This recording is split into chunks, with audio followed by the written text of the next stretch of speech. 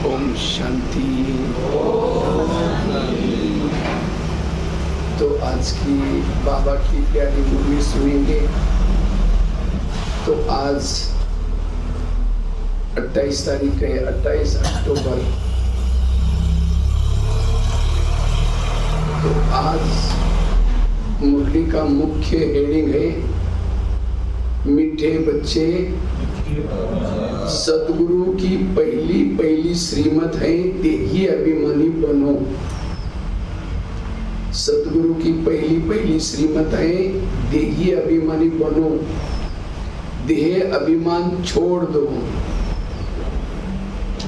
सदगुरु की पहली श्रीमत है देही अभिमानी बनो, देह अभिमान छोड़ दो। तो आज के मुरली से प्रश्न है, इस समय तुम बच्चे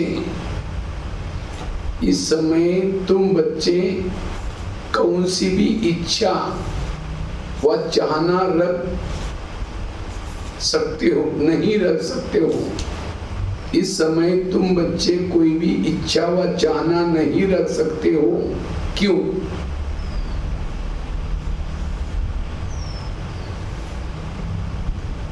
आज के मुरली से आप खुद लास्ट में प्रश्न का उत्तर देंगे, ध्यान से सुनेंगे, ठीक है? मुरली सुनते सुनते आप लोगों को, क्योंकि मुरलियों से ही प्रश्न उत्तर होता है, तो ध्यान से सुनेंगे। प्रश्न ये था, इस समय तुम बच्चे कौन सी इच्छा व चाहना नहीं रख सकते हो, क्यों? मुरली ध्यान से सुनेंगे, उसमें से जवाब ढूंढेंगे। ओम शांति। यह 15 मिनट व आधा घंटा बच्चे बैठे, बाप भी 15 मिनट बिठाते हैं। क्लास के पहले योग की बात बाबा बोल रहे हैं। 15 मिनट बिठाते हैं कि अपने को आत्मा समझ करके बाप को याद करो। ये शिक्षा एक ही बार मिलती है, फिर कभी नहीं मिलेगी।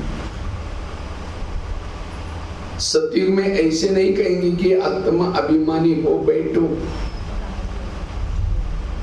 ये एक ही सदगुरु कहते हैं, उसके लिए कहा जाता है सदगुरु तारे बाकी सब बोरे आता डुबाए। यहाँ बाप तुमको देही अभिमानी बनाते हैं, खुद भी देही है ना। समझाने के लिए कहते हैं, मैं तुम सभी आत्माओं का बाप हूं। उनको तो देही बन बाप को याद नहीं करना है ना, बाबा को याद करने की जरूरत नहीं, खुद देही है। याद भी वही करेंगे जो आदि सनातन देवी देवता धर्म के भांति होंगे।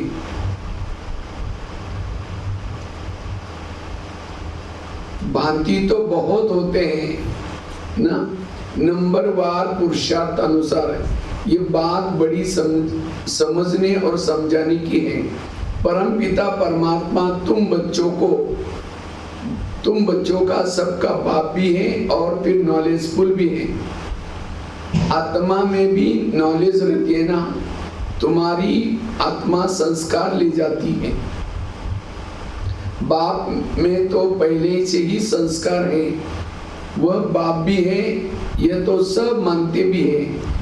फिर दूसरी उसमें खूबी है, जो उसमें ओरिजिनल नॉलेज है। बाबा में सारा ओरिजिनल नॉलेज है, बीज रूप है।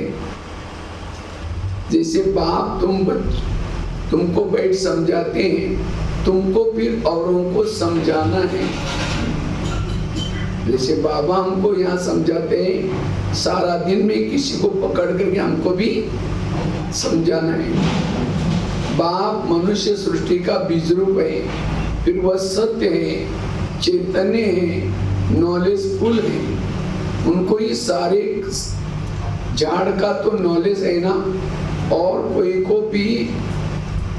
को भी इस झाड़ की नॉलेज नहीं है। इनका बीज है बाप, जिनको परम पिता परमात्मा कहा जाता है। जैसे आम का झाड़ है ना, तो उनका क्रिएटर बीज तो कहेंगे ना। वह जैसे बाप कोई बापी हो गया, परंतु वह है जड़। अगर चैतन्य होता तो उनको मालूम होता रहता ना मेरे से झाड़ कैसे निकलता है, परंतु वह जड़ है। उनका बीज नीचे बोया जाता है। यह तो चैतन्य बीज रूप है, यह ऊपर रहते हैं। उल्टा कल्प वृक्ष जो गीता में भी इसका वर्णन है।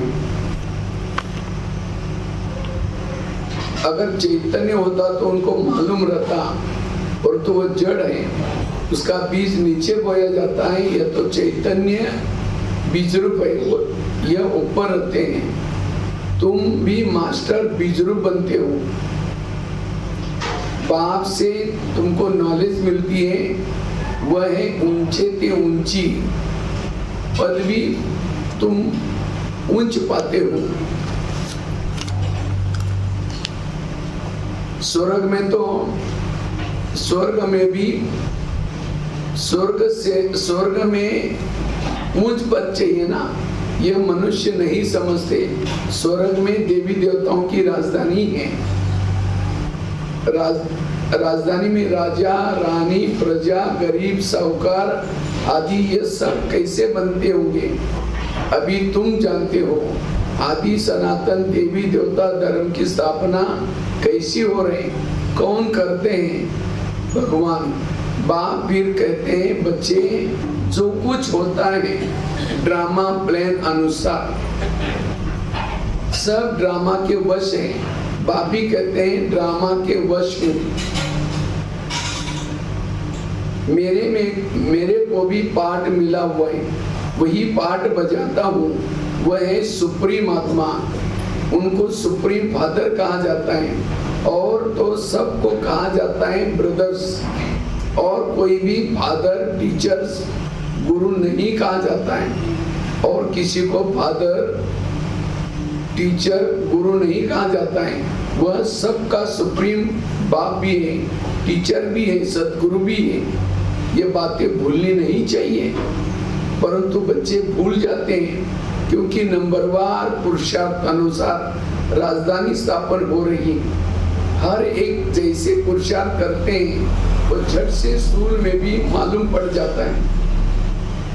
वह बाप को भी याद करते हैं वह नहीं, ते ही अभिमानी बने हैं वह नहीं। यह नॉलेज में टीका है, एक्टिविटी में समझा जाता है। आप क्या करते हैं समझा जाता। बीके बने, ना धन से सेवा कर रहे, ना कुछ सुना नहीं रहे, आपकी एक्टिविटी बाबा को पता चलता है। बाप को कोई भी कुछ डायरेक्ट करते नहीं है।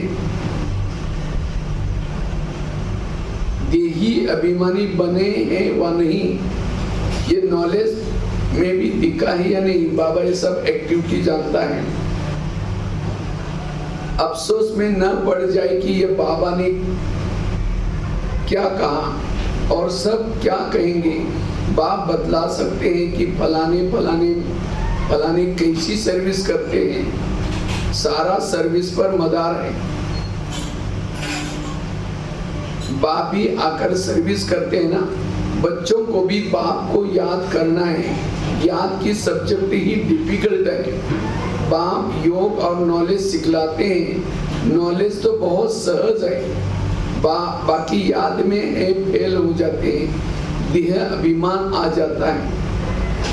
फिर ये चाहिए ऐसे ख्यालात आते रहते हैं। बाप कहते हैं यहाँ तो तुम वनवास में बैठे हो, तुमको तो अब वानप्रस्थ में जाना है। फिर कोई भी ऐसी चीज नहीं पहन सकते हैं। अगर ऐसी कोई दुनियावी चीज होगी तो खींचेगी, शरीर भी खींचेगा। घड़ी घड़ी देह अभिमान में ले आते हो, इसमें मेहनत है। मेहनत बिगर विश्व की बातें थोड़ी मिल सकती है। मेहनत भी नंबर 1 पुरुषार्थ अनुसार कल्प करते आए हो, करते रहते हो, रिजल्ट प्रत्यक्ष होती जाएगी। स्कूल में भी नंबर 1 नंबर वार ट्रांसफर होते हैं। टीचर समझ जाते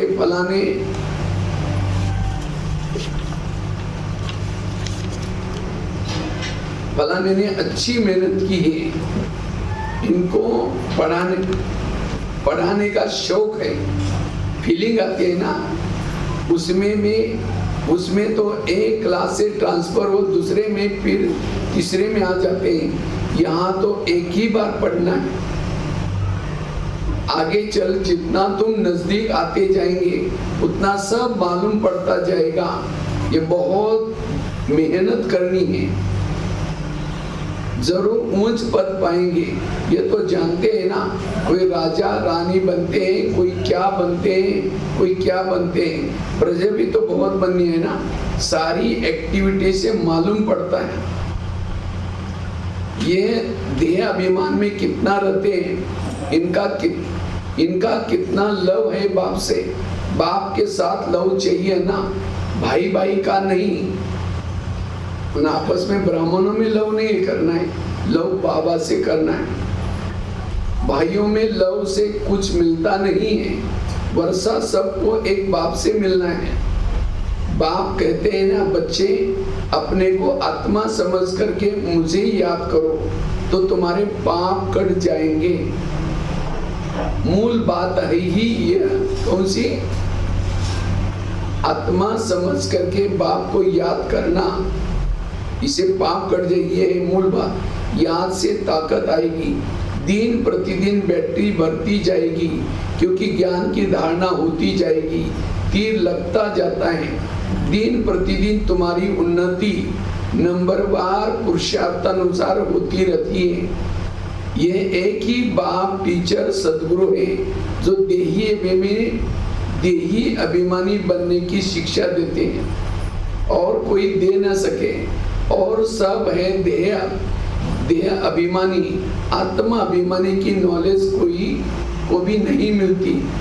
कोई मनुष्य टीचर सदगुरु हो न सके। हर एक अपना अपना पार्ट बजा रहे हैं, तुम साक्षी होकर के देखते हो। सारा नाटक तुमको साक्षी होकर के देखना है, एक्ट भी करनी है। बाप क्रिएटर, डायरेक्टर, एक्टर है। शिव बाबा आकर के एक्ट करते हैं, सबका बाप है ना। बच्चे अथवा बच्चियां सबको आकर के वर्षा देते हैं। एक बाप ही है, बाकी सब है आत्माएं, भाई भाई। वर्षा एक बाप से मिलता है। इस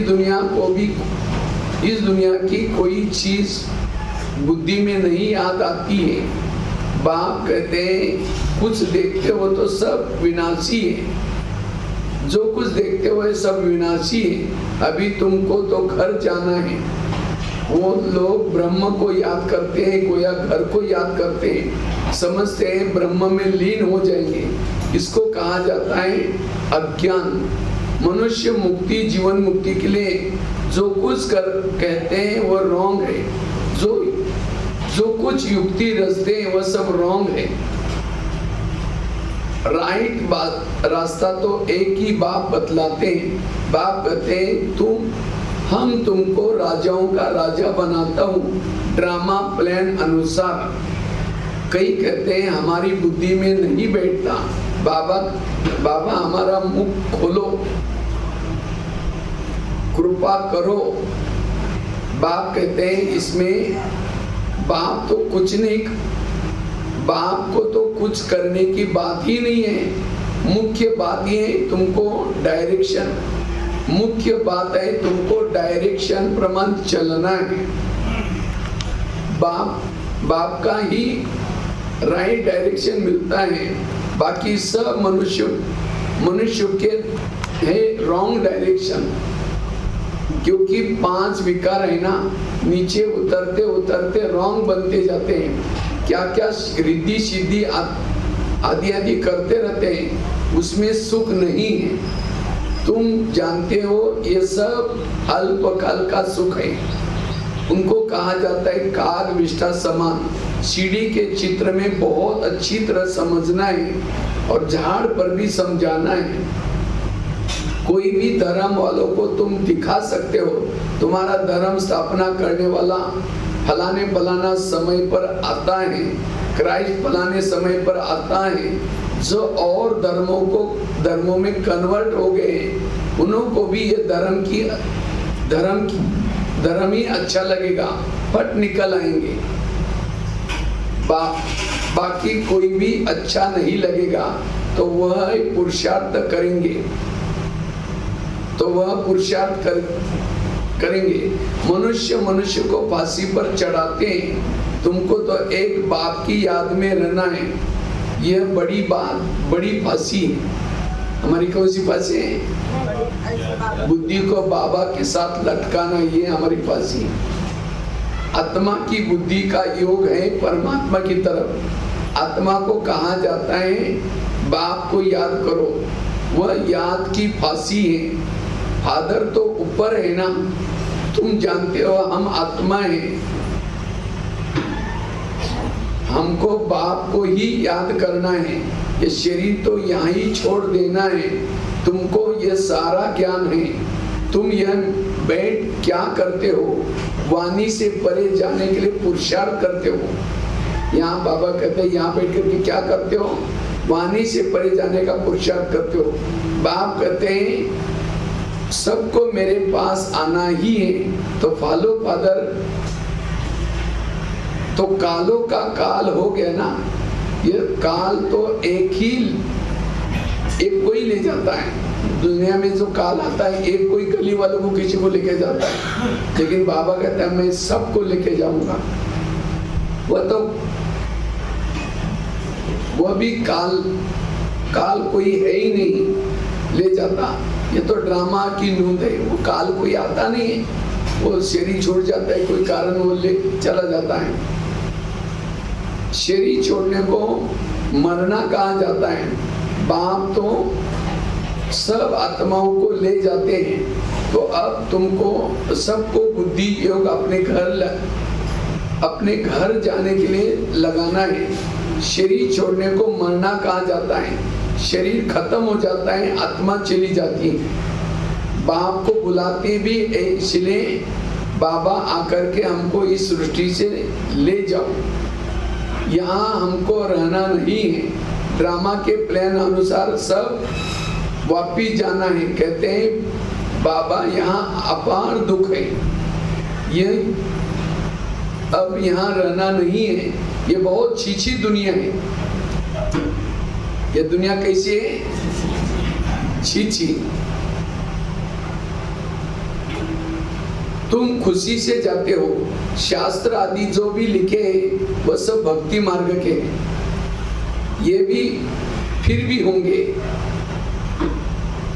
ड्रामा की ये बहुत वंडरफुल बात है। ये टेप, ये घड़ी जो कुछ समय का देखते हो फिर से होगा। अभी धीरे धीरे घड़ियां भी खत्म होती जा रहे हैं सारा, क्योंकि मोबाइल आता जा रहे हैं। लेकिन बाबा कहते हैं फिर से दोबारा होगा। इसमें मूंझने की कोई बात ही नहीं। वर्ड की हिस्ट्री ज्योग्राफी रिपीट का अर्थ ही है रिपीट होना। अभी तुम जानते हो हम फिर से देवी देवता बन रहे हैं, वही फिर बनेंगे। पहले बने थे फिर बनेंगे, जो बनेंगे वही आएंगे। इसमें जरा भी फर्क नहीं पड़ सकता। ये सब समझने की बातें हैं। तुम जानते हो वह है भेद का बाप, टीचर सदगुरु भी है। ऐसा कोई मनुष्य हो न सके। इनको तुम बाबा कहते हो, प्रजापिता ब्रह्मा कहते हो। ये भी कहते हैं मेरे से तुमको वर्षा नहीं मिलेगा। ब्रह्मा बाबा भी कहते हैं मेरे से वर्षा नहीं मिलेगा। बापू गांधी जी भी प्रजापिता नहीं था ना। बाप कहते हैं इन बातों में तुम मुंझो मत। बोलो हम ब्रह्मा को भगवान व देवता आदि कहते ही नहीं है।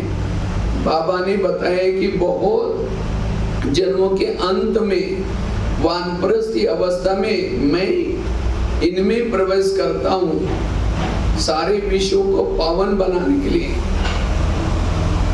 झाड़ में भी दिखाओ, देखो एकदम पिछाड़ी में खड़ा है, अब तो सब तमो प्रधान जर्जरीभूत अवस्था में है, ये अभी तमो प्रधान में खड़े हैं। कौन? ब्रह्मा बाबा।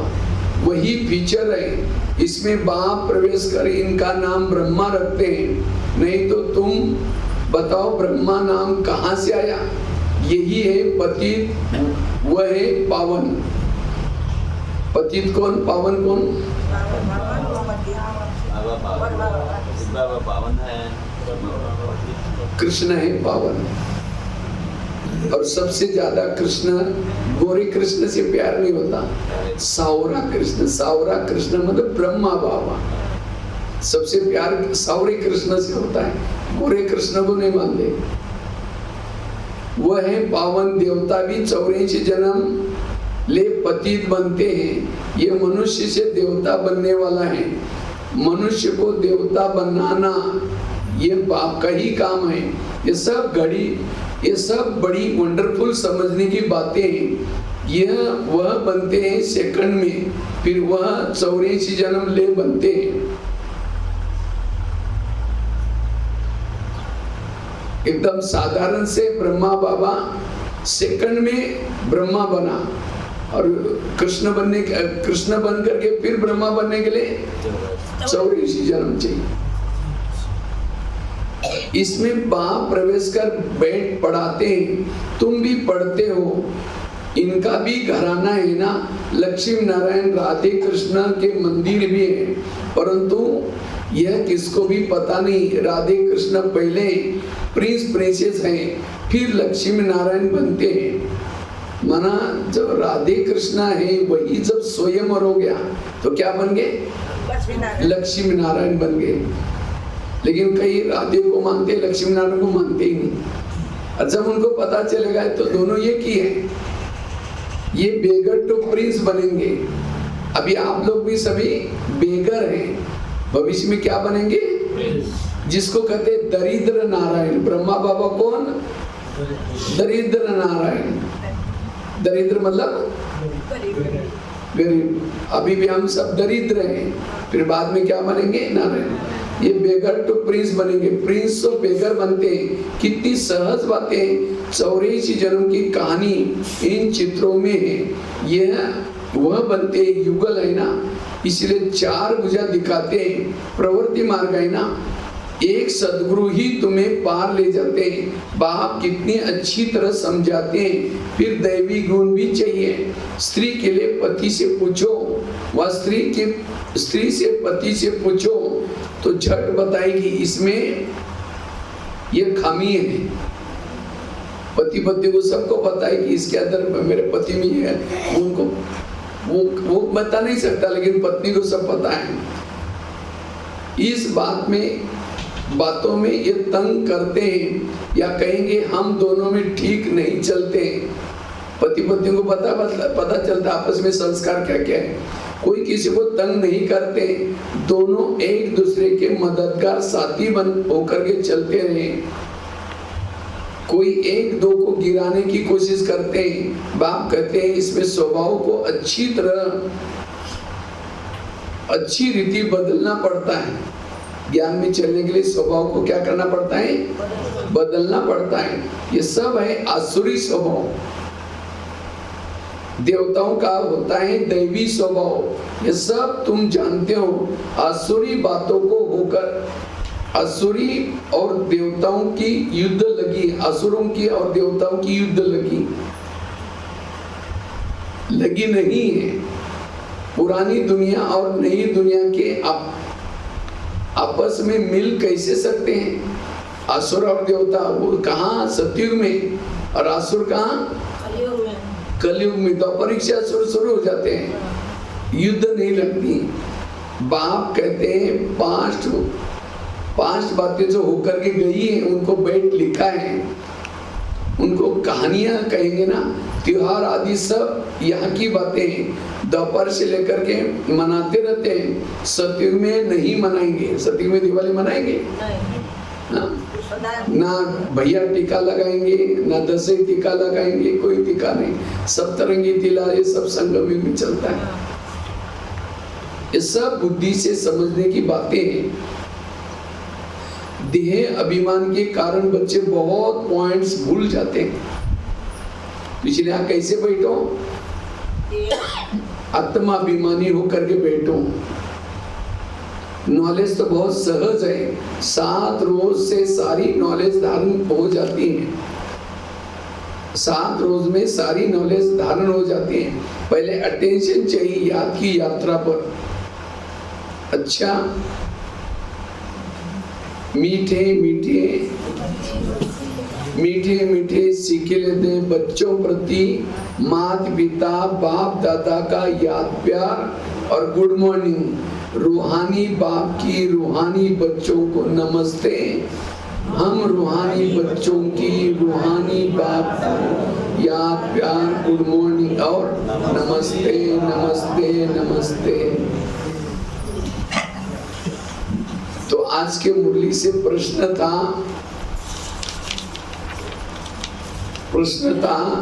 इस समय तुम बच्चे कोई भी इच्छा व चाहना नहीं रह सकते। क्यों? इस मुरली से आप लोगों ने क्या ढूंढा प्रश्न का उत्तर? प्रश्न में कोई भी क्योंकि देख करके नहीं बताया। देखो, मुरली सुनते समय इसलिए हम लोग कभी भी प्रश्न का उत्तर पहले नहीं बताते। मुरली में आया था बीच में, यहाँ आया था बीच में प्रश्न का, क्योंकि तुम सभी भले लिखो, क्योंकि तुम सभी वानप्रस्थी हो।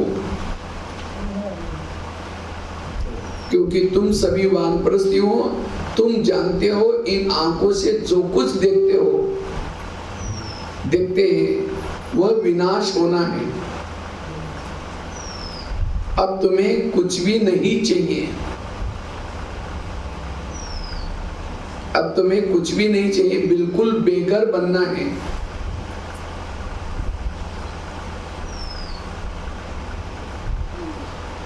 अगर ऐसी कोई ऊंची चीज पहनेंगे तो खींचेगी, फिर देहाभिमान में फंसते रहेंगे। इसमें ही मेहनत है। जब मेहनत कर पूरी देही अभिमानी बनो तब विश्व की बादशाही मिलेगी। ये आज के प्रश्न का उत्तर था। और उसमें एक बाबा ने शब्द यूज किया था, तुम आप कहाँ बैठे हो? बनमान में बैठे हो। बनमान नजदीक बनवास है ना, बनवास एक गांव का नाम भी है। मैं आते समय देखा एक गांव का नाम इज्जत नगर भी है। मैंने कहा इज्जत नगर तो इस कलयुग में कहाँ हो सकता है, इस गांव का नाम चेंज करना चाहिए, बेइज्जती नगर। इज्जत नगर तो हो ही नहीं सकता। तो कैसे कैसे नाम रखे थे। एक कर्नाटक में गया था, एक गांव का नाम है क्या बोलते हैं इसको, कुछ अजीब सा नाम था।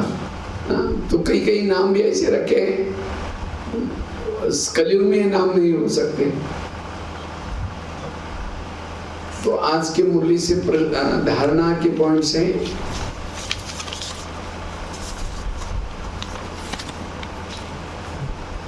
पहला है, इस बेहद नाटक में एक्ट करते हुए भी सारे नाटक को साक्षी होकर के देखना है। इस बेहद नाटक में एक्ट करते हुए भी सारे नाटक को साक्षी होकर के देखना है। इसी में मूंझना नहीं है, मूंझना नहीं है। इस दुनिया की कोई भी चीज देखते हुए बुद्धि में याद ना है,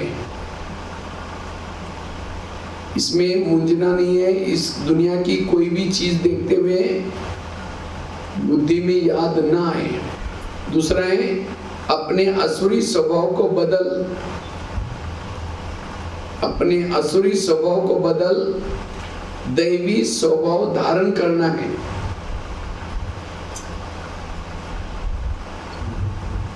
एक दो का मददगार होकर के चलना है,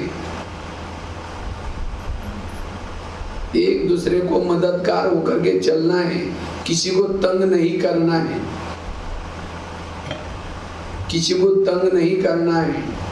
आज के मुरली से वरदान है, स्वयं में सर्व शक्तियों को इमर्ज रूप में अनुभव करने वाले सर्व सिद्धि स्वरूप भव स्वयं में सर्व शक्तियों को इमर्ज रूप में अनुभव करने वाले सर्व सिद्धि स्वरूप भव।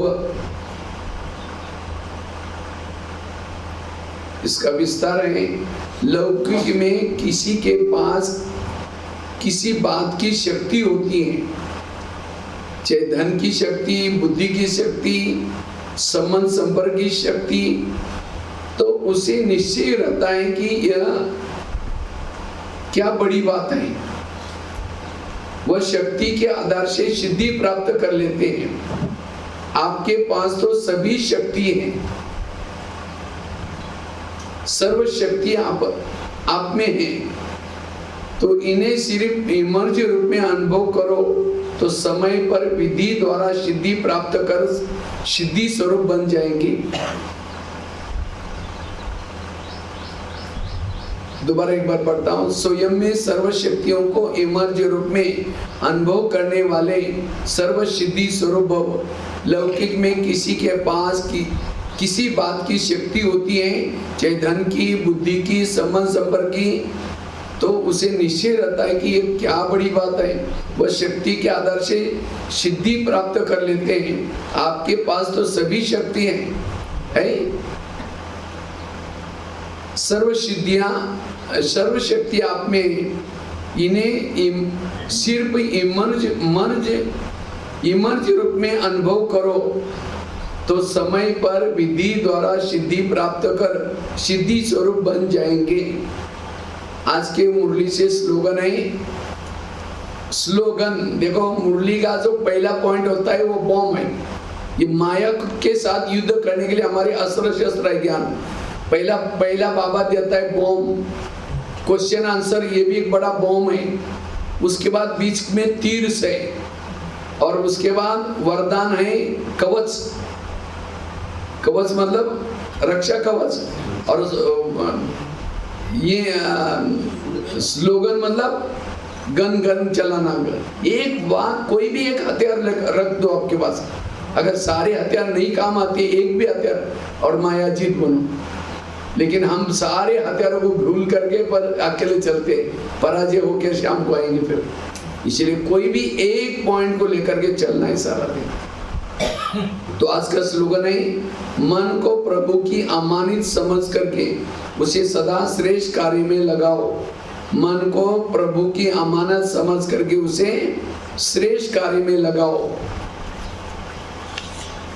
तो आज की मुरली से मुख्य हेडिंग था, मीठे बच्चे, सदगुरु की पहली श्रीमत है, देही अभिमानी बनो, देह अभिमान छोड़ दो। प्रश्न था, इस समय तुम बच्चे कौन सी भी इच्छा व चाहना नहीं रह सकते। क्यों? क्योंकि तुम सब वानप्रस्थी हो। तुम जानते हो इन आंखों से जो कुछ देखते हैं वह विनाश होना है। अब तुम्हें कुछ भी नहीं चाहिए, बिल्कुल बेघर बनना है। अगर ऐसी कोई ऊंची चीज पहनेंगे तो खींचेगी, फिर देह अभिमान में फंसते रहेंगे। इसमें ही मेहनत है। जब मेहनत कर पूरे देही अभिमानी बनो तब विश्व की बादशाही मिलेगी। तो ये आज की बाबा की मुरली थी। ओम शांति।